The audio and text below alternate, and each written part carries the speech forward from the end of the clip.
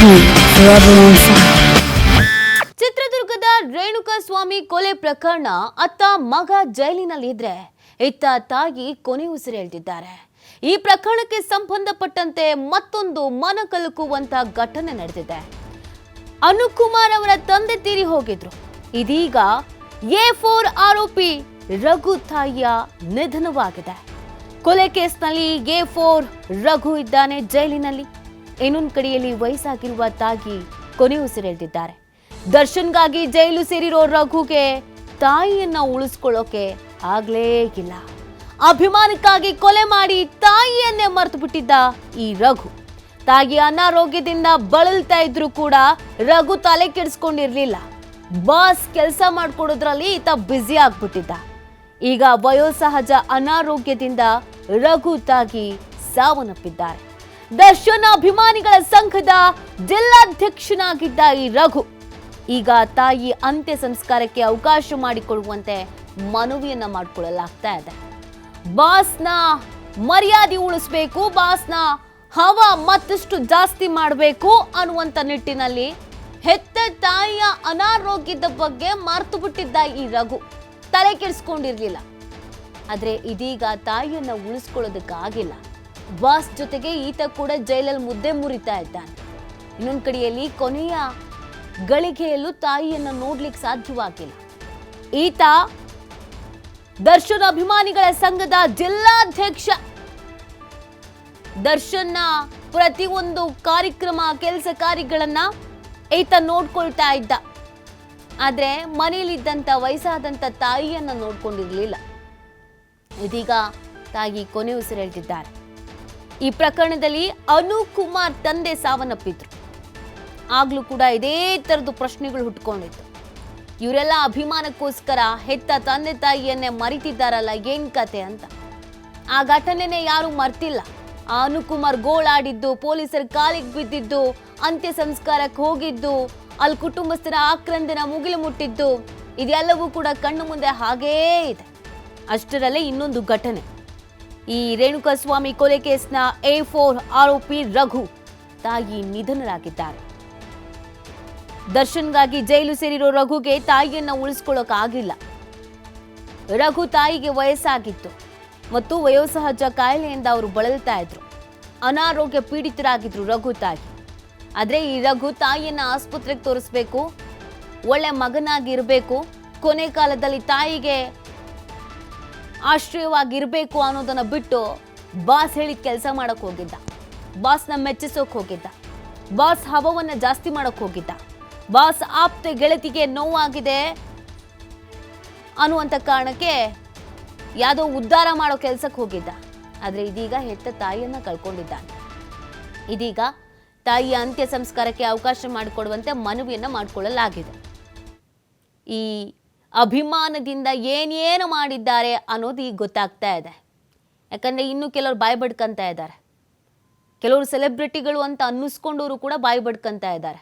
ಏನಾಗಿಲ್ಲ, ಎಲ್ಲ ಸರಿ ಹೋಗಿದೆ, ಎಲ್ಲ ಸರಿ ಆಗುತ್ತೆ, ಸರಿಯಾಗಿ ಮಾಡಿದ್ದಾರೆ ಅಂತ. ಕೇವಲ ಇಲ್ಲಿ ದರ್ಶನ್ ಮಾತ್ರ ಹೈಲೈಟ್ ಅಲ್ಲ. ಸುತ್ತಮುತ್ತ ದರ್ಶನ್ ಮಾತು ನಂಬ್ಕೊಂಡು ಅಥವಾ ದರ್ಶನ್ ಹೀರೋ ಅನ್ನೋದನ್ನ ಅನ್ಕೊಂಡು ಮೆಚ್ಚಿಸೋಕೆ ನೆಚ್ಚಿಸೋಕೆ ಹೋದವ್ರ ಕತೆಗೇನಾಗಿದೆ ಅನ್ನೋದನ್ನು ಕೆಲವು ಸೆಲೆಬ್ರಿಟಿಗಳು ಇಲ್ಲಿ ನೋಡ್ಬೇಕಾಗತ್ತೆ, ಅರ್ಥ ಮಾಡ್ಕೊಳ್ಬೇಕಾಗತ್ತೆ. ನಿಮ್ಮನ್ನು ಪುಕ್ಷಟ್ಟೆ ಸೆಲೆಬ್ರಿಟಿಗಳು ಮಾಡಿ ಕೂರಿಸಿಲ್ಲ, ಕಾಸು ಕೊಟ್ಟೆ ಸಿನಿಮಾ ನೋಡೋದು. ಆದರೆ ಸಮಾಜಕ್ಕೆ ಯಾವುದಾದ್ರೂ ಒಂದು ಒಳ್ಳೆ ಕೆಲಸ ಮಾಡ್ತೀರಾ, ಮಾದರಿ ಆಗಿರ್ತೀರಾ ಅಂತ ನಿಮ್ಮನ್ನು ನಂಬ್ಕೊಂಡಿರ್ತಾರೆ. ಏನು ಕೆಲವು ಹೀರೋಯಿನ್ಸ್ಗಳಂತೂ ತಪ್ಪೇ ಆಗಿಲ್ಲ ಅಂತ. ಆದರೆ ಈಗ ಒಬ್ರೊಬ್ಬರೇ ಹೆತ್ತವರನ್ನು ಕಳ್ಕೊಳ್ತಿದ್ದಾರಲ್ಲ, ನೀವುಗಳು ಯಾರಾದರೂ ಹೋಗಿ ಸಮಾಧಾನ ಮಾಡಿ. ಆ ತಾಯಿ ಸ್ಥಾನ ತುಂಬೋಕ್ಕಾದ್ರೆ ಹೋಗಿ ತುಂಬಿ. ಯಾರ್ಯಾರು ಏನೇನು ಡೈಲಾಗ್ ಹೊಡ್ತಿದ್ರೋ ಎಲ್ಲರೂ ಇವಾಗ ತಲೆ ತೆಗೆಸ್ಕೊಂಡು ನಿಂತ್ಕೋಬೇಕು. ಅದಕ್ಕೆ ಯಾವುದಾದ್ರೂ ಒಂದು ಪ್ರಕರಣ ಆದಾಗ ಆ ಕಾನೂನಲ್ಲಿ ಏನೇನು ಆಗ್ತಿದೆ ಅನ್ನೋದನ್ನ ನೋಡ್ಕೋಬೇಕಾಗತ್ತೆ. ಬಕೆಟು ಸಿಂಟೆಕ್ಸ್ ಎಲ್ಲ ಹಿಡಿಯೋಕೆ ಹೋಗಬಾರ್ದು. ನೋಡಿ, ಇವತ್ತು ಈತ ಅಧ್ಯಕ್ಷನ ಕೆಲಸ ಮಾಡ್ತಿದ್ದಂತೆ. ಅದು ಯಾವ ಅಧ್ಯಕ್ಷ ಆಗಿದ್ನೋ ಏನೋ ಗೊತ್ತಿಲ್ಲ. ತಾಯಿಯ ಕೊನೆಯ ಸಂದರ್ಭದಲ್ಲಿ ಈತನಿಗೆ ತಾಯಿ ಜೊತೆಗೆ ಇರೋದಕ್ಕಾಗಿಲ್ಲ. ಮನೆಗೊಳ್ಳೆ ಮಗನೂ ಆಗಲಿಲ್ಲ, ಸಮಾಜಕ್ಕೊಳ್ಳೆ ಪ್ರಜೆನೂ ಆಗಲಿಲ್ಲ. ಈಗ ಜೈಲಲ್ಲಿ ಕೂತಿದ್ದಾನೆ.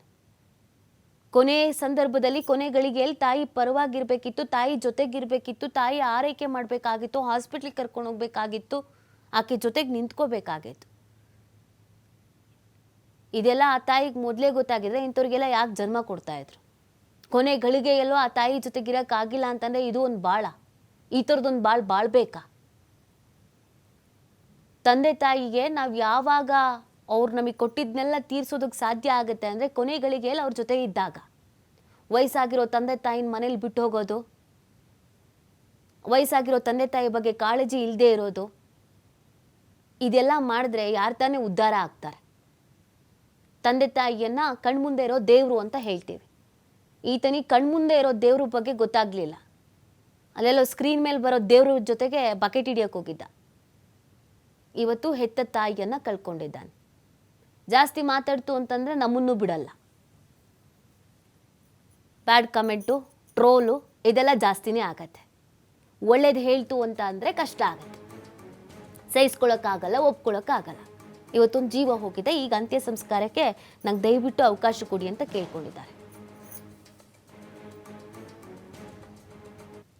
ಆಯಿತು. ಅದಕ್ಕಿಂತ ಮುಂಚೆ ಸ್ವಲ್ಪ ನನ್ನ ತಮ್ಮ ಹಿಂಗೆ ಆಯಿತು ಅಂತ ಹೇಳ್ಬಿಟ್ಟು ಚಿಂತೆಯಿಂದ ಈ ಥರ ಆಗಿಬಿಟ್ಟಿದ್ದಾರೆ.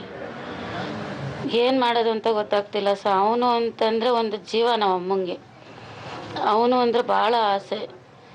ಅವನು ಬಂದ ಅಂದರೆ ಸಾಕು, ಇಷ್ಟು ದೊಡ್ಡವನಾದರೂ ಮುದ್ದಾಡೋದು, ಆಸೆ ಮಾಡೋದು ಎಲ್ಲ ಇತ್ತು ಸರ್. ಏನು ಮಾಡ್ತೀರ ನಮ್ಮ ಇದು, ಅವನು ಇಂಥ ಕೆಲಸ ಮಾಡೋನೇ ಅಲ್ಲ. ಅದು ಹೆಂಗೆ ಆಯಿತು ಅನ್ನೋದೇ ನಮಗೆ ಗೊತ್ತಿಲ್ಲ ಸರ್. ಅವನು ಈ ಥರ ಒಬ್ರಿಗೊಂದೇಟು ಹೊಡೆದಾನಲ್ಲ, ಏನೂ ಅಲ್ಲ. ಏನೋ ಡ್ರಿಂಕ್ಸ್ ಮಾಡಿದಾಗ ಒಂಚೂರು ಹೆಂಡ್ತಿತ ಬಾಯಿ ಮಾಡೋಣ, ಅಷ್ಟು ಬಿಟ್ಟರೆ ಬೇರೆ ಯಾರ ಹತ್ರನೂ ಅವನು ಗುದ್ದಾಡಿಲ್ಲ, ಹೊಡೆದಾಡಿಲ್ಲ, ಏನಿಲ್ಲ ಸರ್. ಏನು ಮಾಡಬೇಕು ಅಂತ ಗೊತ್ತಾಗ್ತಿಲ್ಲ ಸರ್. ಅವನಿದ್ದಿದ್ರೆ ಏನಾದರೂ ಒಂಚೂರು ಏನಾರ ಇದು ಮಾಡ್ಬೋದಿತ್ತೇನೋ ನೋಡಿ ಆಸೆ ಮಾಡೋರು. ಈಗ ನಿಮ್ಮ ತಾಯಿ ಡೆತ್ ಆಗಿದ್ದಾರೆ. ಹೌದು ಸರ್. ಯಾವಾಗ ಅಂತ್ಯಕ್ರಿಯೆ? ನೀವು ನಿಮ್ಮ ಬ್ರದರ್ನ ಕರೆಸ್ಬೇಕು ಅಂತ ಏನಾದ್ರು? ಅದೇ ಸರ್, ಕರೆಸ್ಬೇಕು. ನೋಡಬೇಕು. ಅವ್ನು ಬಂದರೆ ಇದು ಆತ್ಮಕ್ಕೆ ಶಾಂತಿ ಸಿಗುತ್ತೆ ಅನ್ನೋದೊಂದು ನಂಬಿಕೆ ಸರ್. ಅವನಿಂದನೇ ನರಳಿ ಅವನಿಲ್ಲ ಅಂತಲೇ ನೊಂದು ಬಿಟ್ಟಿದ್ದಾರೆ. ಭಾಳ ನೋವು ಅನುಭವಿಸಿದ್ದಾರೆ 1 ತಿಂಗಳಿಂದ. ಚೆನ್ನಾಗೇ ಓಡಾಡ್ಕೊಂತ ಇದ್ದರು. ಯಾವಾಗ ಈ ಸುದ್ದಿ ಗೊತ್ತಾಯಿತೋ ಆವಾಗಿಂದನೇ ಸ್ವಲ್ಪ ಇದಾಗ್ಬಿಡ್ತಾರೆ. ಕುಟುಂಬದ ನಿರ್ವಹಣೆಗೆ ಅಂದರೆ ಈಗ ಅಂತ್ಯಕ್ರಿಯೆಗೆ ಅದಕ್ಕೆಲ್ಲ ಅನುಕೂಲತೆ ಇದೆಯಾ? ಇಲ್ಲ ಸರ್, ಅನುಕೂಲತೆ ಇಲ್ಲ. ಅವನು ನಮ್ಮಣ್ಣ ಎಲ್ಲೂ ಕೆಲ್ಸಕ್ಕೆ ಹೋಗ್ತಿಲ್ಲ. ಅವನು ಇವ್ರನ್ನ ನೋಡ್ಕೊಂತಾನೆ ಇದ್ದ. ಅಮ್ಮನ್ನ ಯಾರೂ ನೋಡೋರಿಲ್ಲ ಮನೆಯಲ್ಲಿ. ನಾವು ನೋಡಿದ್ರೆ ಇಲ್ಲಿಲ್ಲ, ಬೇರೆ ಊರಲ್ಲಿ ಇರೋದು. ನಾವು ಕೂಲಿ ಮಾಡ್ಕೊಂಡು ಜೀವನ ಮಾಡ್ತಿದ್ದೀವಿ. ನಮ್ಮ ಪರಿಸ್ಥಿತಿ, ನನಗೆ 2 ಮಕ್ಕಳಿದ್ದಾವೆ, ನಮ್ಮ ಮನೆಯವರು ಇಲ್ಲ. ಹೊರಗೆ ಡೆತ್ ಆಯಿತು. ಅದಕ್ಕಿಂತ ಮುಂಚೆ ಸ್ವಲ್ಪ ನನ್ನ ತಮ್ಮ ಹಿಂಗೆ ಆಯಿತು ಅಂತ ಹೇಳ್ಬಿಟ್ಟು ಚಿಂತೆಯಿಂದ ಈ ಥರ ಆಗಿಬಿಟ್ಟಿದ್ದಾರೆ. ಏನು ಮಾಡೋದು ಅಂತ ಗೊತ್ತಾಗ್ತಿಲ್ಲ ಸರ್. ಅವನು ಅಂತಂದರೆ ಒಂದು ಜೀವ ನಮ್ಮ ಅಮ್ಮಂಗೆ. ಅವನು ಚಿಕ್ಕ ವಯಸ್ಸಿನ ಚೆನ್ನಾಗಿ ಬೆಳೆದಿವಿ. ಈ ಥರ ಕೃತ್ಯ ಮಾಡ್ಕೊಂಡಿದ್ದು ಅವ್ನು ತಪ್ಪೈತೆ, ಬಟ್ ಹೇಳ್ತಾನಲ್ಲ ಅವ್ನು ತಪ್ಪೈತೆ. ಈಗ ತಾಯಿದು ಒಂದು ಅಂತ್ಯಕ್ರಿಯೆ ಬೇಕು ಅಂದರೆ ಕರ್ಕೊಂಬನ್ನಿ. ಅತ್ತೆ ಸರಿನೆಲ್ಲ ರಘುನ ಕರ್ಕೊಂಬನ್ನಿ. ಬಟ್ ಅಂತ್ಯಕ್ರಿಯೆ ಇದೆ, ಮಧ್ಯ 3 ಗಂಟೆ ಇಲ್ಲ 4 ಗಂಟೆ ಆಗುತ್ತೆ. ಸಂಬಂಧಿಕರೆಲ್ಲ ಬರ್ತಾರೆ. ದಯವಿಟ್ಟು ರಘುನ ಕರ್ಕೊಂಬನ್ನಿ. ಅತ್ತೆ ಸರ್. ಅನುಕೂಲತೆ ಇದೆಯಾ ಸರ್? ಅನುಕೂಲತೆ ಸರ್, ಅನುಕೂಲಕ್ಕೆ ಏನಿಲ್ಲ ಸರ್. ಅನುಕೂಲಕ್ಕೆ ಏನಿಲ್ಲ. ಪಾಪ ನಿಮ್ಬ್ರಲ್ಲಿ ಇದಾರಲ್ಲ ಅವ್ರ ತಗೇನ ಅನುಕೂಲ ಇಲ್ಲ ಪಾಪ. ಆದ್ರೂ ಪಾಪ ಎಲ್ಲ ನಾವೇ ಸಂಬಂಧಿಕರು ಅಡ್ಜಸ್ಟ್ ಮಾಡಿ ಪಾಪ ಅಂತ್ಯಕ್ರಿಯೆ ಮಾಡ್ಬೇಕಾಗತ್ತೆ. ಅದು ಬಿಟ್ಟು ಏನಿಲ್ಲ ಸರ್. ಒಳ್ಳೆ ತನಕ ಒಳ್ಳೆ ಬಿಲ್ ಸರ್. ರಘು ಅಂತ ಒಳ್ಳೆ ಮನುಷ್ಯ ಸರ್. ಅವನು ಸರ್ ಫಸ್ಟ್ ಕಳಿಸ್ತಾರೆ ಅಂತ್ಯಕ್ರಿಯೆಗೆ, ಫಸ್ಟ್ ಕಳಿಸ್ರಿ. ಚಿಕ್ಕ ವಯಸ್ಸಿನ ಚೆನ್ನಾಗಿ ಬೆಳೆದಿವಿ. ಈ ಥರ ಕೃತ್ಯ ಮಾಡ್ಕೊಂಡಿದ್ದು ಅವ್ನು ತಪ್ಪೈತೆ, ಬಟ್ ಹೇಳ್ತಾನಲ್ಲ ಅವ್ನು ತಪ್ಪೈತೆ. ಈಗ ತಾಯಿದು ಒಂದು ಅಂತ್ಯಕ್ರಿಯೆ ಬೇಕು ಅಂದರೆ ಕರ್ಕೊಂಬನ್ನಿ. ಅತ್ತೆ ಸರಿನೆಲ್ಲ ರಘುನ ಕರ್ಕೊಂಬನ್ನಿ. ಬಟ್ ಅಂತ್ಯಕ್ರಿಯೆ ಇದೆ, ಮಧ್ಯ 3 ಗಂಟೆ ಇಲ್ಲ 4 ಗಂಟೆ ಆಗುತ್ತೆ.